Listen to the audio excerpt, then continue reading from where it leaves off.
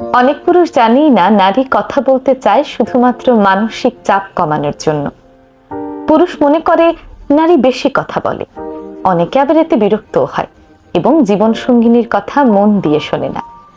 আবার অনেক পুরুষ মনে করে নারীরা কোনো সমস্যার কথা বলছে মানেই তার সমাধান দিতে হবে, এটাই হয়তো সহানুভূতি প্রকাশের সেরা উপায়।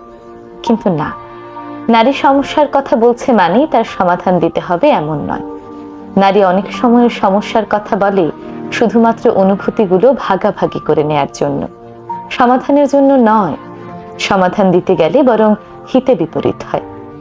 এভাবেই ভুল বোঝাবুঝির কারণে সম্পর্কে টানাপোড়েন সৃষ্টি হয়।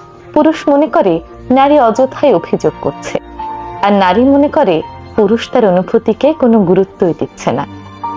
সবসময় সমস্যা সমাধানের জন্য নারী বলে না, সমাধানের জন্য সবসময় কথা শুনতেও নেই। মাঝে মাঝে অনুভূতি বোঝার জন্য শুনতে হয়। শুধু এটুকুই বলুন, হ্যাঁ আমি তোমার পরিস্থিতি বুঝতে পারছি, এটা ভীষণ কঠিন, আমি তোমার পাশে আছি। এটুকুতেই নারী অনেক বেশি শান্তি পায়। যদিও পুরুষের স্বভাবই হলো সমাধান দেওয়া, তাই কথার মাঝে মাঝে ছোটখাটো দিক নির্দেশনা দেওয়া যেতেই পারে।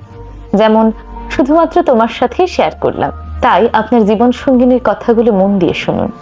এতেই দেখবেন তার অভিযোগ অনেকাংশে শেষ হয়ে গিয়েছে।